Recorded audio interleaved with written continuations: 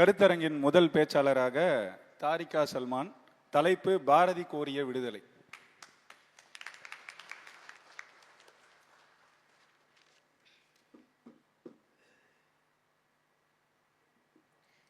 என் இரத்த உறவுகளாகிய தாய் தமிழ் உறவுகள் மீது எல்லாம் வல்ல ஏக இறைவனின் சாந்தியும் சமாதானமும் உண்டாவதாக.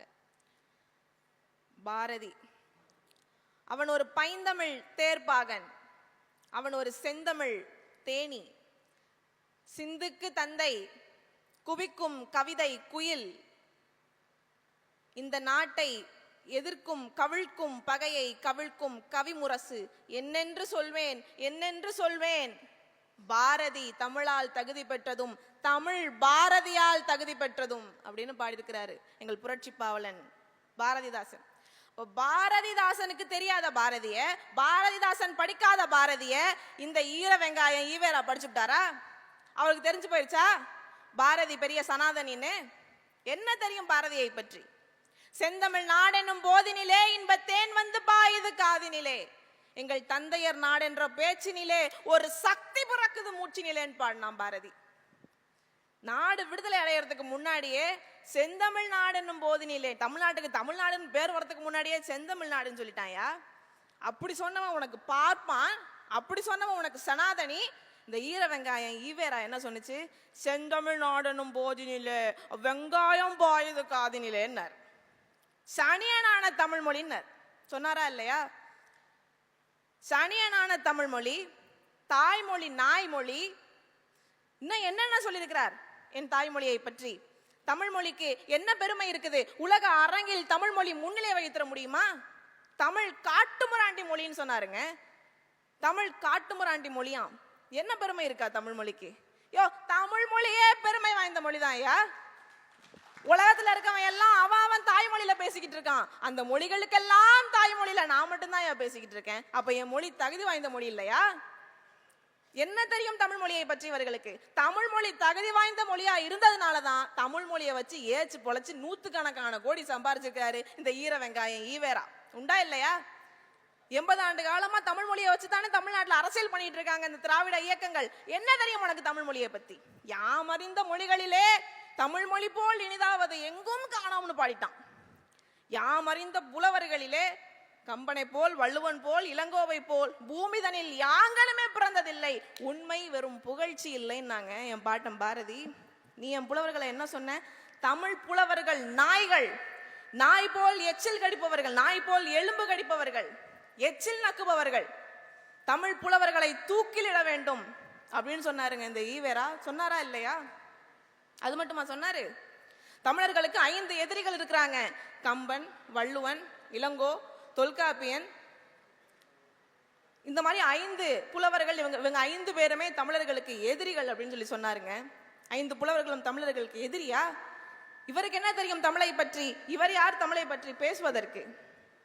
என் பாட்டம் பாரதி சொல்றான் பாருங்க. வள்ளுவன் தன்னை உலகினுக்கே தந்து வான் புகழ் கொண்ட தமிழ்நாடுன்னு பாடிவிட்டாயா? வான் புகழ் கொண்ட தமிழ்நாடு. இன்னைக்கு திருக்குறளை மொழிபெயர்க்காத மொழியே இல்லை. அரபு நாடுகள்ல அரபு மொழியில திருக்குறள் மொழிபெயர்க்கப்பட்டிருக்கு. லியோ டால்ஸ்டாய் புகழாரம் சூட்டியது இந்த திருக்குறளை தானே. இவர் யார் திருக்குறளை பத்தி பேசுறதுக்கு? இவரா திருக்குறளை பத்தி என்ன தெரியுமா பேசுறாரு? திருக்குறள் ஒரு மலம், திருக்குறள் காலத்துக்கு ஒவ்வாத நூல், வள்ளுவம் வரலாறு அப்படிங்கிறது அது ஒரு ஆபாசமானது, அது அழுக்கு மூட்டைங்கிறார். திருக்குறள் பெண்ணடிமையை போதிக்கக்கூடிய ஒரு நூல் அப்படிங்கிறார். அதுக்கு உதாரணமா ஒரு குறளை காட்டுறாரு. தெய்வம் தொழால் தொழுநனை தொழுதழுவால் பெய்யன பெய்யும் மழை. இது எவ்வளவு ஒரு பிற்போக்குத்தனமான குறள் அப்படின்னு கேட்கிறாரு. அந்த காலத்துல இருந்து இந்த காலம் வரைக்கும் இன்னும் எந்த காலமானாலும் தமிழ் பெண்கள் நல்லொழுக்கம் பேணி வாழக்கூடிய பெண்கள், ஒழுக்க நெறி பின்பற்றி வாழக்கூடிய பெண்கள். இப்படி வாழாம எப்படி வாழ சொல்ற? இந்த ஈவேரா சொல்லி கொடுத்தாரு என்ஜாய்மெண்ட் வித்தவுட் ரெஸ்பான்சிபிலிட்டின்னு. அப்படி வாழ்றதா? எப்படி வாழ சொல்ற? இல்ல பிடிக்கலன்னா பிரிஞ்சு போக சொல்லிட்டார். கணவன் மனைவிக்கு பிடிக்கலன்னா உடனே பிரிஞ்சிருங்க. உணர்வு கிடையாது, லாப தேவைக்காக தான் கணவனும் மனைவியும் திருமணத்துல இருக்கணும்னு சொன்னாப்ல. அந்த மாதிரி கருத்தியெல்லாம் நிறைய பேசியிருக்காப்ல. அதை பத்தி சொல்லுங்க. பிடிக்கலான்னு பிரிஞ்சு போயிடலாம், அப்புறம் தேவைப்பட்டா 70-80 வயசானாலும் பிடிச்சிருந்தா கட்டிக்கலாம். அதுதான் அவருடைய கொள்கை கோட்பாடு. எந்த திருக்குறளை மலம்னு சொன்னாரோ 1949 அதே மலத்தை ருசித்தார் ஐயா ஈவேரா. ஏன் ருசிக்கிறாரு? நல்லா மூத்த சந்தில கூட்டு போய் வச்சு மிதின்னு மிதிச்சிட்டாங்க. மிதி வாங்கினதுக்கு அப்புறம் மலத்தை மனம் என்கிறார். அதுக்கு அவர் சொல்றாருங்க, நான் தொல்காப்பியருடைய இல்ல பரிமேலழகருடைய உரையை படிச்சிட்டேன், அதனால எனக்கு புரியல. அப்புறம் தமிழ் அறிஞர்கள்லாம் திருக்குறளை பத்தி சொல்லவும் எனக்கு புரிஞ்சிருச்சு. பொய்யிலையும் பொய், இது பெரும் பொய். பரிமேலழகர் உரையை படிச்சா அந்த உட்காந்துருக்கான என் மகன் அவனுக்கு கூட புரியும், பச்சை பிள்ளைக்கு கூட புரியும். அடி வாங்கினதுதான் உண்மை, உடனே மாத்தி பேசிவிட்டாரு.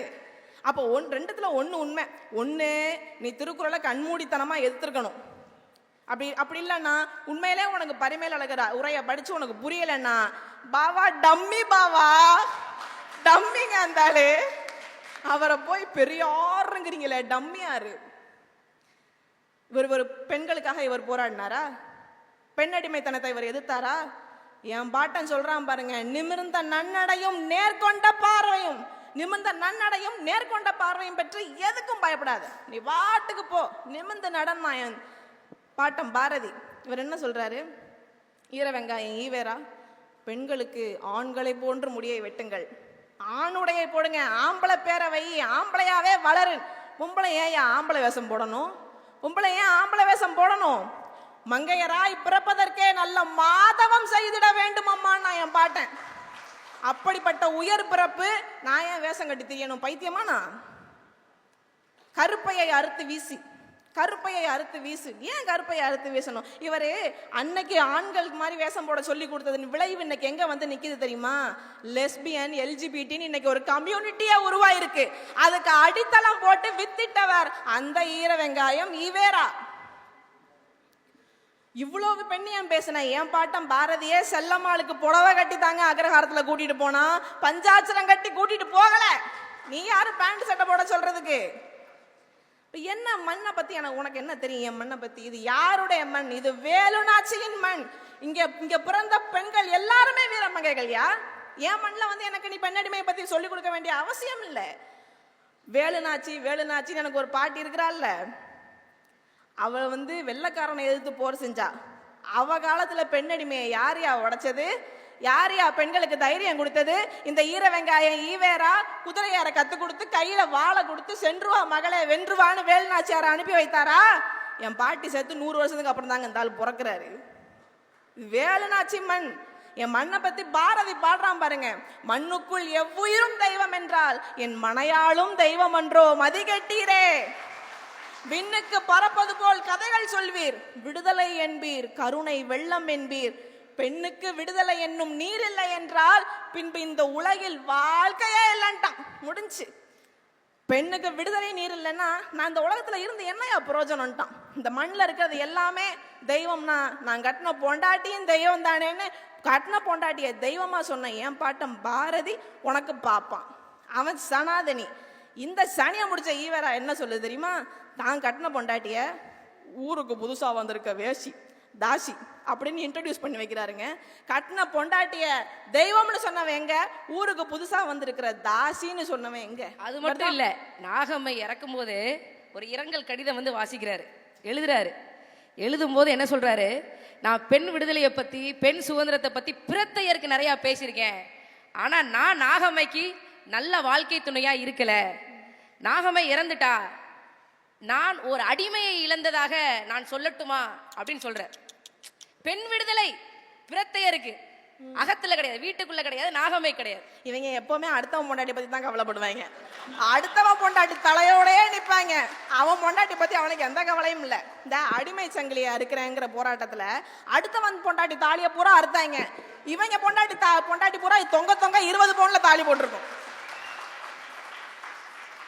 அதான் சொல்றேன், அடுத்த முன்னாடி தலையோட கருப்பப்பையை அறுத்து எறி. கருப்பப்பை உனக்கு எதுக்கு? உங்க அம்மா ஈவேராவை பெத்த அம்மா அதை செஞ்சிருந்தாங்கன்னா இந்நேரம் அந்த ஈவேரா தலைவலி எங்களுக்கு இருந்திருக்காங்க. ஆமா ஆமா, எதுக்கு சனியே? அது அந்த அம்மா அப்பவே அறுத்து போட்டு இருந்துச்சுன்னா இல்லைங்க. ஈவேராவுடைய அடிவரடி கருணாநிதி அவருடைய துணைவியார் 10 பேருக்கு, மனைவியார் 10 பேருக்கு இதை செய்ய சொல்லியிருந்தாருன்னா இந்நேரம் ஸ்டாலின் தலைவலி எங்களுக்கு கிடையாதுங்க. உதயநிதி, இன்பநிதி, துன்பநிதி, துயரநிதி, இளவநிதி, எட்டு நிதி, கர்மாதி நிதி, காடாத்து நிதி, எந்த கர்மத்தை பார்க்க வேண்டிய விதி எங்களுக்கு இல்ல. கற்பப்பை யாரு தெரியணுமா? அறிவில் சிறந்த கருத்து. என்ன நாட்டுக்கு என்ன செஞ்சார் ஈவேரா? வந்தே மாதரம் என்போம், வந்தே மாதரம் என்போம், எங்கள் மாநில தாயை வணங்குதம் என்போம்னா பாரதி. வந்தே மாதரம் சொல்லுவோம், என் மாநில தாயை வணங்குவோம்னா. நாடு விடுதலை அடையறதுக்கு முன்னாடியே சுய நிர்ணய உரிமை, தன் தீர்வு, தன்னாட்சிக்கு விதை போட்டுட்டான் பாரதி. நீ என்ன சொல்ற? தமிழ் தாய் வாழ்த்து எதுக்கு? தமிழ் தாய் வாழ்த்து தேவையில்லாது. தமிழ் தாயை வாழ்த்தாம மணியம்மையா வாழ்த்த முடியும்? என்ன யாரையா வாழ்த்துறது? என் தாயை தான் நான் வாழ்த்துவேன். உலகத்தமிழ் மாநாடு நடக்குதுங்க. உலகத்தமிழ் மாநாடு ஒரு முட்டாள்தனமானது, அது ஒரு தேவையில்லாதது. உலகத்தமிழ் மாநாட்டுக்கும் கும்பகோணத்தில் நடக்கக்கூடிய மகாமகத்துக்கும் என்ன வித்தியாசம்னு கேட்டவர் ஈவேரா. இவர் உனக்கு பெரியாரா? இவரை நான் வேற பெரியார்னு வாயால சொல்லணுமா? யார் இவர்? என்ன செஞ்சாரு? தமிழ் படிச்சினா உனக்கு பிச்சை கூட கிடைக்காது, இங்கிலீஷ் படி. தாயாரை மம்மின்னு சொல்லு, தந்தையா டாடின்னு சொல்லுன்னு சொல்லி கொடுத்தாரு. இதுக்கெல்லாம் நம்ம பதில் சொல்ல வேண்டிய அவசியமே இல்லை. கவுண்டமணி அந்த காலத்திலே சொல்லிட்டு போயிட்டாரு. கவுண்டமணி பிச்சைக்காரர்கள் சங்கம் வச்சிருப்பாருங்க. அண்ணே அம்மா தாயன்னு கேட்டாப்பெல்லாம் காசு கொடுக்க மாட்டேங்கிறாங்க அண்ணே அப்படின்னு சொன்னப்ப, டாடி மம்மின்னு கூப்பிடு உனக்கு காசு கொடுப்பாங்கன்னாரு. மறுநாள் செந்தில் உடையார் வராண்ணே, அடிச்சுட்டாங்கண்ணே, இங்கிலீஷ்ல பிச்சை எடுத்தேன் அடிச்சுட்டாங்கண்ணே. நீ என்ன சொன்ன? ஒருக்கா சொல்லு. மம்மி வாடின்னு மறுக்கா சொல்லு, மறுக்கா சொல்லுன்னு கேட்பாரு. அந்த மாதிரி என் இங்கிலீஷ்ல பேசினா பிச்சை கூட கிடைக்காது இந்த உலகத்துல. இவ்வளவு நேரம் நின்று பேசிக்கிட்டு இருக்கேன்னா 7 மொழிகள் பேசுவேன், 5 மொழிகள் எழுத படிக்க பேச எனக்கு தெரியுங்க. என்னுடைய சொந்த விருப்பத்துல நான் கத்துக்கிட்டேன். இன்னும் 10 மொழி கூட கத்துக்குவேன். என் மொழியை மலம்னு சொன்னீங்கன்னா உன்னை செருப்ப கலட்டி அடிப்பேன். இதுதான் எங்க நிலைப்பாடு. இவர் எம்.ஆர். ராதா மாதிரி நினைச்சுக்கிட்டாரு மனசுல.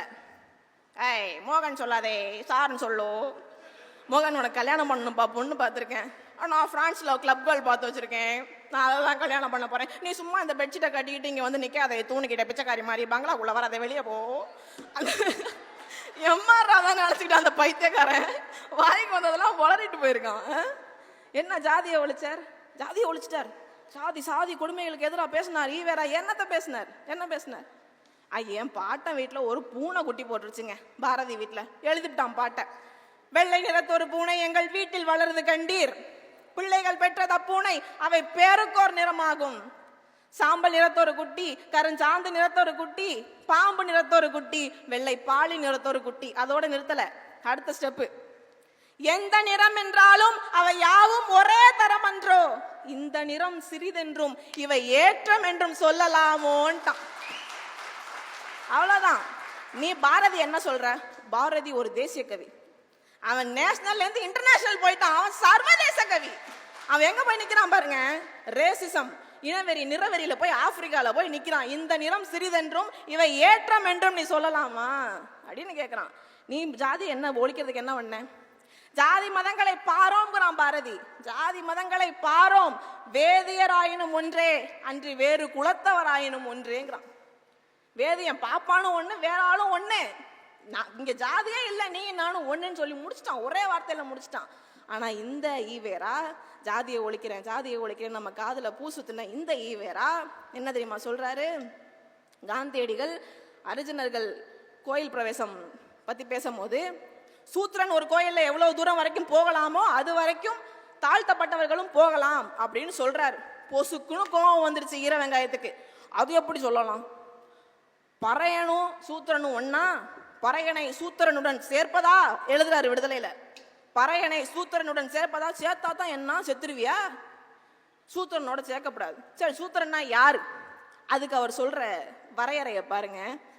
இஸ்லாமியர் அல்லாதோர், நான் இல்லப்பா, இஸ்லாமியர் அல்லாதோர், கிறிஸ்துவர் அல்லாதோர், அப்பா ஹிம்லர் அண்ணன் இல்ல, ஆதி திராவிடர் அல்லாத, நம்ம எல்லாருமே ஆதி திராவிடர் தான், ஆதி திராவிடர் அல்லாத மீதி திராவிடர். ஆதி திராவிடன் இல்லாம மீதி திராவிடன்னா யாரு? இவங்க ஆளுதான். எக்கட போந்தி, ஏமி காவாலி, ஏன் செப்பஸ்தாரோ, ஜிடி ஃப்ளைஓவருக்கு பேர் வைக்கிறாங்கல்ல, இவங்க தான் ஆதி திராவிடர் அல்லாத மீதி திராவிடம் தான் திராவிட கழகம். நல்லா தெரிஞ்சுக்கங்க, அவங்க தான் சூத்திரர்களாம். இன்னொன்னு சொல்றாரு, சாயிபுங்கெல்லாம் படிச்சு அவங்களுக்கெல்லாம் வேலை கிடைச்சிட்டாக்க அதுக்கப்புறமா இந்த ஆதி திராவிடரும் படிச்சு அவங்களுக்கும் வேலை கிடைச்சிட்டாக்க சூத்திரன் நிலையை நீ யோசிச்சு பாத்தியா? உன் நிலை என்ன ஆகுறது அப்படின்னு கேட்கிறார். அந்த சூத்திரன் தான் நான் சொன்ன இப்ப ஆள். சூத்திரத்துக்கான வரையறை தான் இவர் கொடுப்பது. இவர் தான் சாதியை ஒழிச்சாரா? இவர் தான் சாதியை ஒழிச்சாரா? என் பாட்டம் பாடினா சாதிகள் இல்லையடி பாப்பா அப்படின்னு பாடினால பாப்பா பாப்பான் பாப்பான் பாப்பான்ட்டாங்க. சாதிகள் இல்லையடி பாப்பான்னு சொன்னவன் பாப்பான். காக்கை குருவி எங்கள் சாதி, நீல கடலும் மலைகளும் எங்கள் கூட்டம், நோக்கும் திசையெல்லாம் யாமின்றி வேறில்லை, நோக்க நோக்க களியாட்டம்னு எல்லாம் முடிஞ்சு ஒரே பாயிண்ட் முடிஞ்சு. எல்லாரும் நாங்க தாண்டா, எங்களுக்குள்ள சாதி மத வேறுபாடு இல்லை பாகுபாடு இல்லைன்னு சொன்னவன். ஆனா இந்த ஈர வெங்காயம் ஈவேரா கருப்பா இருக்கிறாருங்கிற ஒரே காரணத்துக்காக என் பெருந்தலைவர் காமராசரை என்னென்ன சொன்னார். ஈவேரா, அண்ணா, கருணாநிதி, இந்த 3 பேரும் என்னென்ன சொன்னாங்க? என்ன சொன்னாங்க? முன்னாடி எல்லாம் எரும மாட்டு தோலை தான் ரஷ்யாவுக்கு ஏற்றுமதி பண்ணிக்கிட்டு இருந்தோம், இப்பெல்லாம் எரும மாடே போகுதுன்னு சொன்னாங்களா இல்லையா? இது உண்மையா பொய்யா? கருணாநிதி காமராசர் அவர்கள் வைச்ச அந்த கூட்டணியை விமர்சிக்கிறதுக்காக மட்ட குதிரையும் எரும மாடையும் ஒரே வண்டியில பூட்டின மாதிரி இருக்குன்னு சொன்னார். இவர் ஜாதியை ஒழிக்க தீண்டாமையை ஒழிக்க போராடினாரா? யாருக்கு அதுல பூசுத்துறீங்க? யாருக்கு அதுல பூசுத்துறீங்க? அதெல்லாம் ஒன்றும் பண்ணலைங்க. இவர் பண்ணது பூரா இவர் குடும்பத்துக்காக 125 கோடி அந்த காலத்துல சேர்த்து வச்சாரு. அது இப்ப பல கோடியா நல்ல வாயம் சம்பாரிச்சு நாரவாயம் திங்கிறாங்கிற மாதிரி நாரவாயம் சம்பாரிச்சு அதை விட ரொம்ப நாரண வாயம் தின்னுகிட்டு இருக்கான். அவ்வளவுதான். மது ஒழிப்பை பத்தி இந்த ஈவேராவுடைய நிலைப்பாடு என்ன? காங்கிரஸோட இருந்த வரைக்கும் மது ஒழிப்பு, அவர் தேசத்தந்தையோட இருக்கிற வரைக்கும் மது ஒழிப்பு. மது எந்த வகையில இருந்தாலும் எந்த விதத்துல இருந்தாலும் நான் அதை ஒழிச்சிருவேன்னு தென்னை மரத்தை வெட்டி சாச்ச பைத்தியக்காரங்க இருந்தாலே பைத்தியம். தென்னை மரத்தை வெட்டி சாச்ச பைத்தியம். தனி திராவிட இயக்கம் கண்ட உடனே மது ஒழிப்பு ஒரு முட்டாள்தனம், மது ஒழிப்பே ஆகாது, மதுவை கலவியோட சேர்த்து பேசினாருங்க. கலவியை எப்படி நீ கூடாதுன்னு சொல்ல முடியாதோ அதே மாதிரி ஒருத்தன் மது குடிக்கிறத நீ கூடாதுன்னு சொல்ல முடியாது அப்படின்னு பேசினவர் இருந்தாலும். அப்ப முன்னாடி வேண்டான்னு சொல்லிவிட்டு இப்ப வேணும்னு ஒரு நிலைப்பாட்டை மாத்திரினா ஆண்டுக்கு வரும் 20 கோடி ரூபாய் வருவாயை ஒரு அரசு இழப்பதா என்று கேள்வி கேட்ட இந்த ஈர வெங்காயம் ஈவேரா எந்த போதைக்கு அடிமையானவர்? அவருக்கு பிடிச்ச போதை என்ன? ஏதோ ஒன்று பிடிக்க போய் தானே அது வேணும்னு கேட்கிறாரு. I think he is a part of Pablo Escobar team. Yo soy Pablo Emir Escobar Gaviria. Yo soy Pablo Emir Escobar Gaviria. Plata o pomo. Plata o pomo. இன்னைக்கு சொல்றானுங்க தீக்காக்காரங்க பூரா பாரதி கஞ்சா குடிச்சாரு, பாரதி சரக்கு அடிச்சாருங்கிறாங்க. இவங்க என்னென்ன செஞ்சாங்கன்னு யாருக்கு தெரியும்? அண்ணாதுரை எப்படி என்ன அடிச்சாருன்னு சொன்னாங்களா? அண்ணாதுரை எப்படி இறந்தாருன்னு சொன்னாங்களா? நீங்களே சொல்லுங்களேன். பாரதி கஞ்சா அடிச்சாரு, அண்ணாதுரை எப்படி செத்தாப்ல? அண்ணாதுரைக்கு ஓரல் கேன்சர். எனக்கு தெரிஞ்சு கருணாநிதி நெஞ்சில் அடிச்சதுனால செத்தாப்ல கேள்விப்பட்டேன். அண்ணாதுரை அவர்களுக்கு ஓரல் கேன்சர். ஓரல் கேன்சர் எப்படி வந்துச்சு? நம்ம சினிமா படம் பார்க்க போகும்போது ஒரு சின்ன காணொளி போடுவாங்க. போதை பழக்கத்திற்கு ஆளாகாதீர்கள், உங்களுடைய நெருங்கிய உறவினர்களோடு நீங்கள் வாழ முடியாமல் போய்விடும். அந்த காட்சிக்கு சரியான ஆள் யார் தெரியுமா? ஐயா அண்ணாதுரை அவர்கள் தான். அவர் தான் வாழ்நாள் முழுக்க புயலை பயன்படுத்தினார். போதை பொருள் பயன்படுத்தக்கூடாது அப்படிங்கிறதுக்கு இந்த தமிழ்நாடு அரசு மட்டும் இல்லை, ஒட்டுமொத்த இந்திய அரசுமே அண்ணாதுரை அவர்களை ஒரு விளம்பர மாடலா கொண்டு வரணும். ஏன்னா நமக்கு தெரியுதுல, அவர் பாவம் கஷ்டப்பட்டு 1949 கட்சி ஆரம்பிச்சாரு, 59 வயசுல இறந்துட்டாப்ல. அதெல்லாம் சொல்லணும். மகாகவி கஞ்சா குடிச்சாருன்னு சொல்றீங்களே, மகாகவி கஞ்சா சாப்பிட்டதுனால இறக்கல. ஆனா உங்க அண்ணாதுரை எதை சாப்பிட்டதுனால இறந்தாரு, அதை பேசுறதுக்கு இவங்க தயாரா? அப்ப எனக்கு தெரிஞ்சு நீங்க சொல்றத வச்சு பார்த்தா திராவிட இயக்கங்கள்ல பல பாப்லோ எஸ்கோபர்கள் இருக்கிறார்கள், அப்படித்தானே? பாரதியார் மரணிக்கும் பொழுது அவருடைய அந்த இறுதி ஊர்வலத்துல வெறும் 14 பேர் தான் இருந்தார்கள் அப்படிங்கிறது நம்ம எல்லாருக்கும் தெரியும்.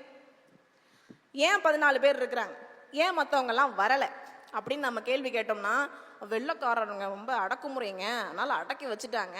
வெள்ளைக்காரங்க அடக்கி வச்சதுனால யாரும் போய் அவரை அவருடைய இறுதி ஊர்வலத்துல பங்கு கொள்ள முடியல. போய் வெள்ளைக்காரனுடைய வழக்கம் என்ன தெரியுமா? அவன் பிரிட்டிஷ் வழக்கப்படி ஏதாவது ஒரு சவ ஊர்வலம் போனுச்சுன்னா அவன் தொப்பியை கலட்டி கக்கத்துல வச்சுக்கு நின்று சல்யூட் அடிப்பான். அது அவனுடைய பிரிட்டிஷ் வழக்கம். இதெல்லாம் நம்புற மாதிரி இல்லை. நான் இன்னொரு சொல்றேன்.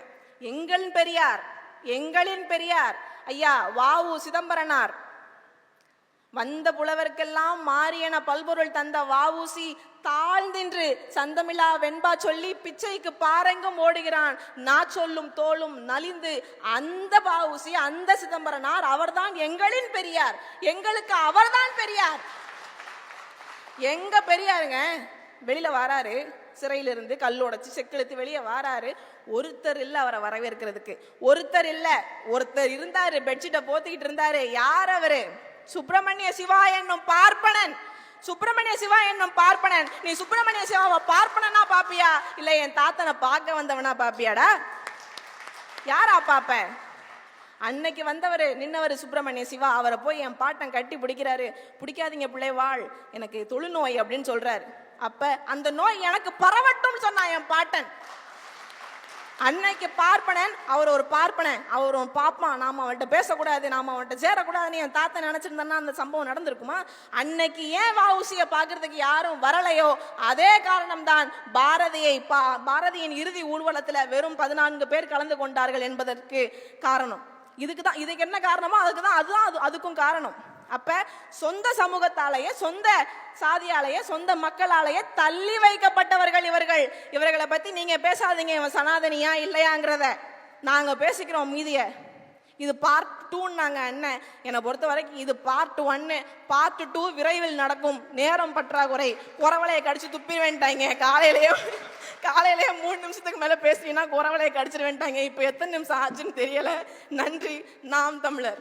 மிக்க நன்றி தங்கை தாரிகா அவர்களுக்கு.